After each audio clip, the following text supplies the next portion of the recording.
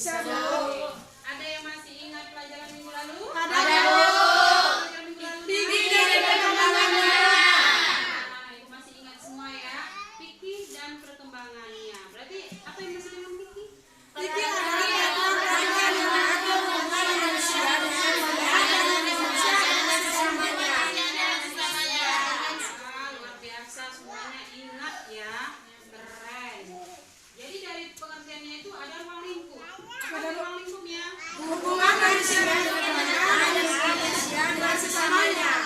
Iya, hubungan antara Tuhan Allah dengan manusia dan manusia dengan sesamanya. Sebut apa? Hablum minallah. Wa hablum minan nas. Benar, baik. Jadi itu tetap diingat ya, Nak ya? Karena ada kaitannya dengan kehidupan sehari-hari kita. Kalau kita baik dengan sesama kita, maka mereka pun akan baik dengan kita. Begitupun kalau kita ingat dengan Tuhan kita, beribadah, laksanakan yang baik-baik, apa yang diperintahnya, maka Allah akan sayang kepada hamba-hambanya. Baik, hari ini kita masuk ke materi yang baru, bab kedua, yaitu penyelenggaraan jenazah atau pemulasaran jenazah. Baik, untuk memulai pelajaran kita lanjut ke kompetensi dasar. Untuk kompetensi dasar bisa kalian lihat di layar fokus ya, ada 4 kompetensi dasar. Oke, bisa diperhatikan semua ya. Oke, berikutnya apa sih tujuan pembelajaran kita ini, Bu? Gitu ya. Ini tujuan pembelajaran kita ya. Oke, siapa yang bisa bacakan tujuan pembelajarannya? Oke, silakan. Dua-dua ya, Nak. 3 atau 2? Yang belakang 2, depan 2. Silakan.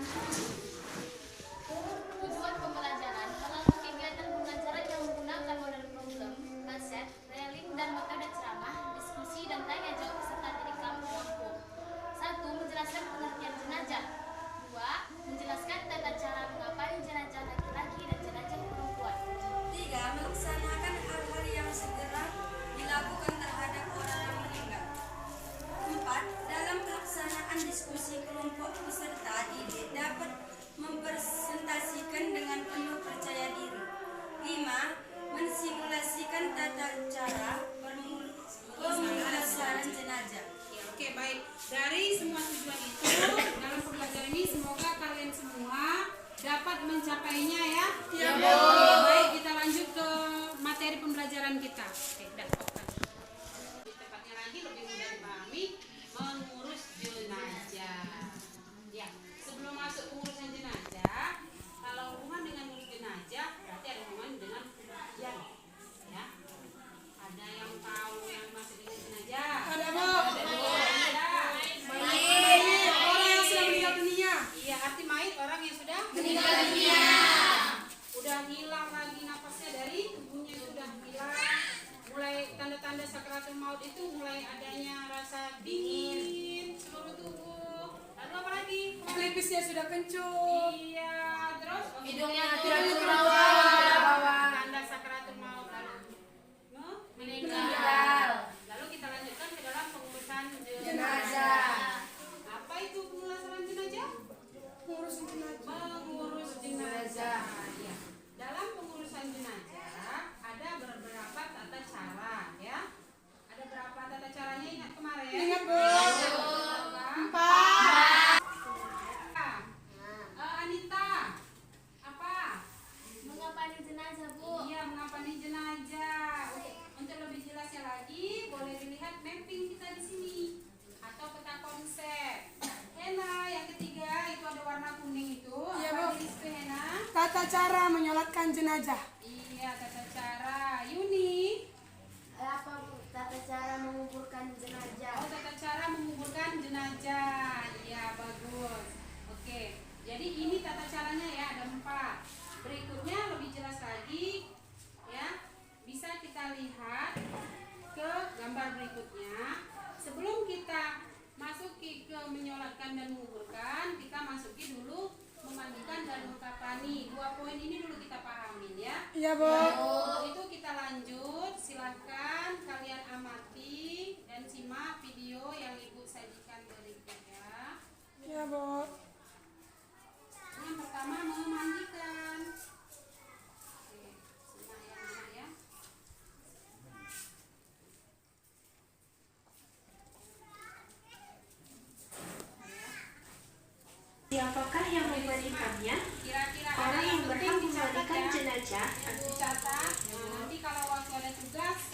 pihak keluarga. Jika pihak keluarga tidak ada yang sanggup untuk memandikan jenazah, maka hal yang harus disiapkan oleh orang yang memandikan jenazah yaitu masker, sarung tangan, celemek, dan sepatu boot. Menyiapkan air dan daun bidara atau sabun di dalam bejana.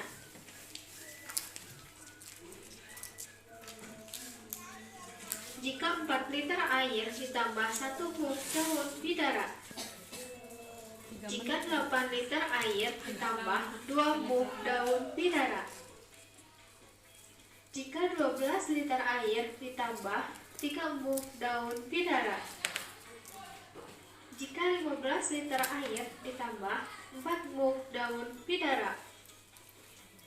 Jika 20 liter air ditambah 5 mug daun bidara. Menyiapkan kapur barus dan air. Kapur barus batangan jika 4 liter air ditambah 2 batang kapur barus. Jika 8 liter air ditambah 4 batang kapur. Jika 12 liter air ditambah 6 batang kain kafan untuk laki-laki dan 5 helai kain kafan untuk perempuan. Kemudian, ukur kain kafan berdasarkan lebar tubuhnya. Jika lebarnya 30 cm, maka kain kafan yang dibutuhkan selebar 90 cm. Jika lebarnya 40 cm, maka kain kafan yang dibutuhkan selebar 120 cm, yang berarti setiap lebar tubuh jenazah dikalikan 3. Kemudian, ukur kain kafan berdasarkan panjang tubuhnya. Jika panjang jenazah 180 cm, maka kain kafannya dilebihkan 60 cm, yang berarti setiap panjang tubuh jenazah ditambah sepertiganya. Kemudian, gunting kain kafan secukupnya untuk tali pengikat jenazah. Tali pengikat jenazah yang digunakan harus dalam bilangan ganjil. Kedua, kafas. Kafas digunakan untuk menutupi lubang yang terdapat pada jenazah seperti lubang hidung dan telinga. Ketiga, minyak wangi cendana. Minyak wangi ini digunakan untuk memberi wewangian pada jenazah. Keempat, meteran. Meteran digunakan untuk mengukur tubuh jenazah. Kelima, siapkan perlengkapan jenazah. Bagi laki-laki, siapkan baju, pengikat kepala, dan cawat. Begitupun dengan perempuan, siapkan baju, kerudung, dan cawat. Cawat digunakan untuk menutupi kemaluan jenazah. Keenam, kapur barus. Hal yang harus dilakukan dalam mengkafani jenazah yaitu: pertama, mengoleskan minyak wangi cendana dan kapur barus pada kain kafan dan tubuh jenazah yang bersentuhan langsung dengan jasad. Kedua, siapkan kain kafan dan tali pengikat jenazah. Memandikan jenazah. Oke, dapat dilihat di sana nak tata cara memandikan jenazah. Ada 9 poin. Siapa yang bisa bantu bacakan? Saya, Bu. Ya, bagus, bacakan. Dan sedikitnya meratakan air ke seluruh. Sudah dibaca, nanti kita pahamin. Dari hasil yang dibacakan oleh Sapina, tata cara memandikan jenazah, dan melihat video tadi, ada nggak yang nggak paham? Ada yang ditanyakan? Sebelum kita lanjut ke materi berikutnya. Yang putih, karena sesungguhnya sebaik-baik pakaian adalah yang putih. Dan dulu ya, di situ disunahkan oleh Rasul itu memakai kain kafan, tapi ada baiknya itu pakai kain kafan warna putih. lebih baik, suci artinya ya kan? Ya, lanjut, Buna, kain kafannya. Dan kafanilah jenazah dengan kain putih itu. Hadis riwayat Tirmizi. 3. Tangan ke depan, tangan ke samping, tangan ke depan, tangan di atas, putar.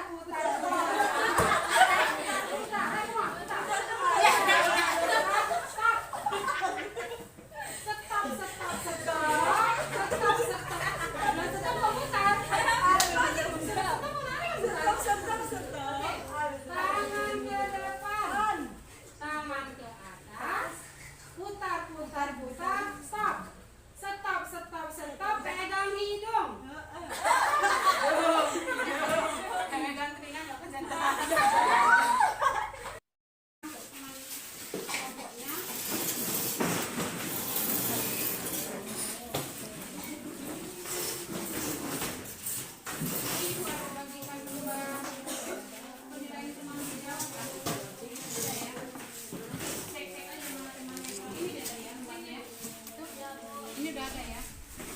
KTG-nya boleh disediakan. Ini udah ada belum lembarnya? Udah ya. Udah ya. Jadi perhatikan di situ.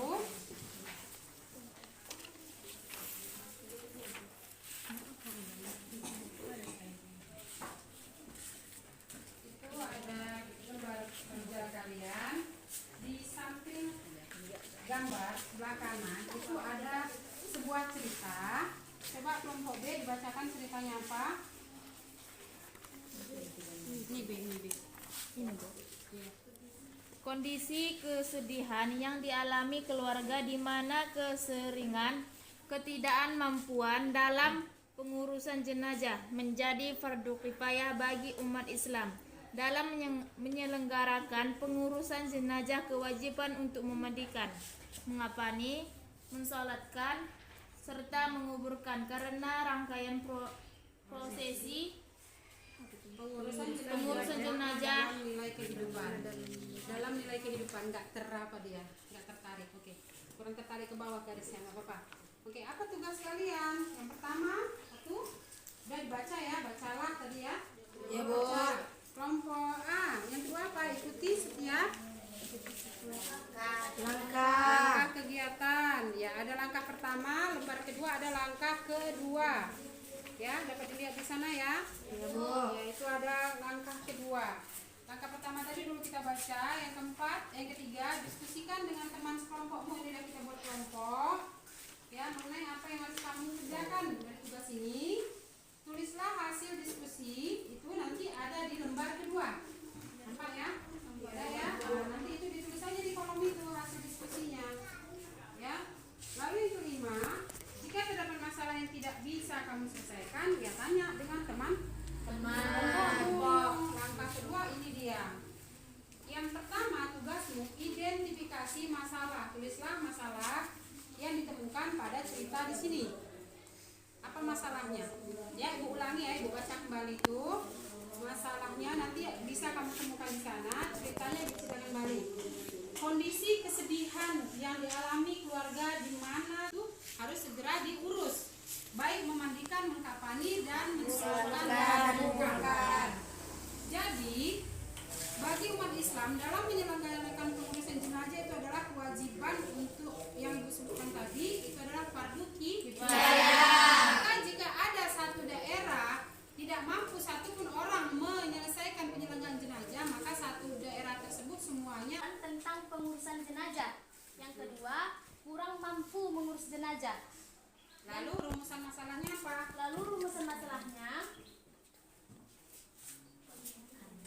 Karena Rumusan masalah lebih ke kalimat tanya. Ya. yang kedua, apa penyebab tidak dapat mengurus jenazah? Yang kedua, bagaimana mengatasi hal tersebut?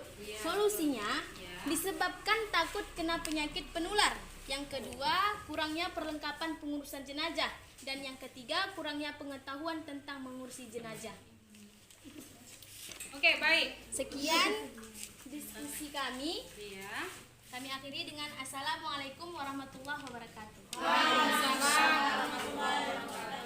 Bagus, untuk kelompok 3 yang menampilkan hasil diskusi upload untuk mereka. Ya, oke, selanjutnya sebelum Ibu kasih penilaian kelompok 2 atau kelompok B, silakan bacakan hasil diskusi.